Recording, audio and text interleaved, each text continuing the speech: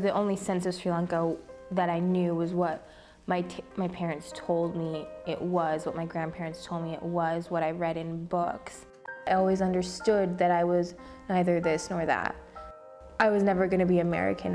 I'm not white, I don't have blonde hair, I don't have blue eyes. And you know that just by looking at me, that, yeah, you know, I'm not from here and I have a different identity. I think my conflict as a child came up when I was in elementary school. I went to private Catholic school. I was probably like 7 or 8. I don't really understand Buddhism, but you know, I went to the temple, I got the purest nula, we said these gathas, and all the kids would ask me, like, you know, what religion are you? What are you doing here? And I didn't know how to explain myself. I find myself being like the first person of Sri Lankan descent that people meet. I'm always, you know, get that vibe of, am I from India? Am I from Pakistan? I just tell them, you know, my dad's from Sri Lanka, my mom is a Jewish American. In the Jewish community, I'm darker than most of the other people, and when I'm in the Sri Lankan community, I'm a lot lighter, I look different. I feel like I'd have to prove that I'm Sri Lankan. It's just knowing that you're like the only one who's kind of different in a group.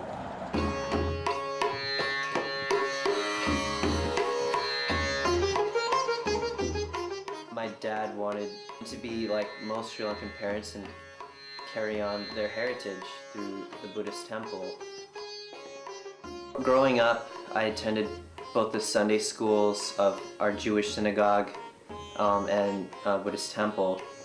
Both Judaism and Buddhism, or at least with the temples I've been associated with, they don't make you choose a certain religion and neglect all others. I've never really felt any religious identity crisis. I see myself being more of a Buddhist.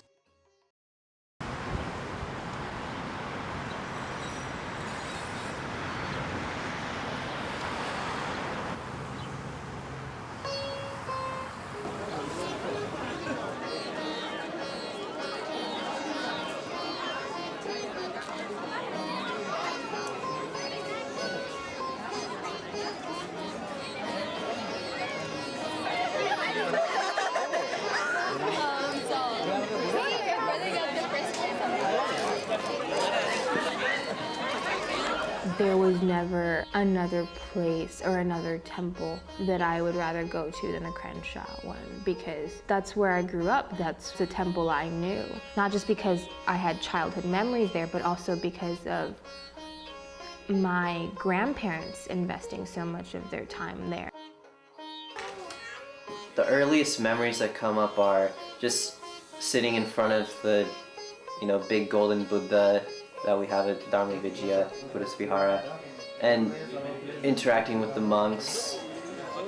Definitely like Vesak ceremonies and like banquet of food that they had for everyone, and having to take off your shoes countless times and on and off.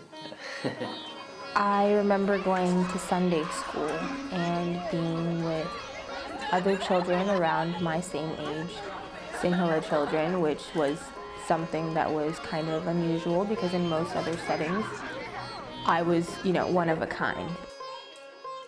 In a way, there's kind of like a very like familial relationship there. Just, you know, building relationships with the monks, knowing them to kind of be like an uncle in a way, and then seeking some of those monks out on my own time. And so how do you direct your energy? What is the tool? It's that I word you just said. Intention. Intention. So if that's the... I don't clearly remember those lessons now, but just the interactions I had building friendships in a religious setting. Not having the time to go there anymore made me miss it in certain ways. you don't appreciate the things and you don't understand what you're doing when you're going through those experiences, but it's building for what you'll know and need as an adult. I have this memory of it being snack time at Sunday school and sitting around the table in the kitchen and all of us kids kind of going through the loving kindness meditation. In a way, I got out of it just to try to be positive in those rough moments and to be as kind and respectful to others, no matter what the circumstances.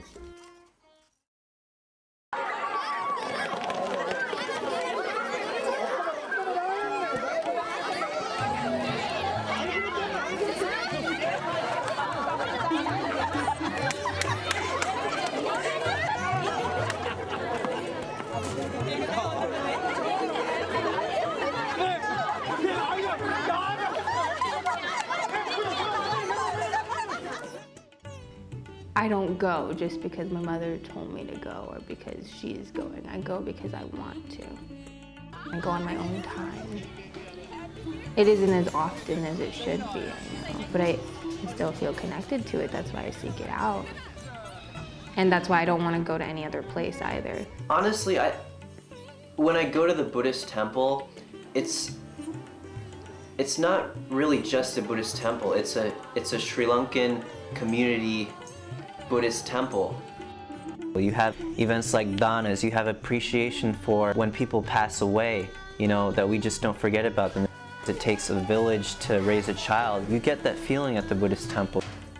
And you grow up with children who are American just like you, but they're keeping this part of who they are, because otherwise, if you don't take advantage of the opportunity of having a Sri Lankan Buddhist temple, you're alienating yourself. Buddhism teaches the goal to be independent, even if it means going off to the forest. But there's also another side. Buddha wouldn't have gained enlightenment if it weren't for the young lady, I don't know if she was a goat herder. She gave him milk rice after he had almost died of fasting too long. So that just shows that even in a quest to be a Buddha, however socially isolated you get, you need community.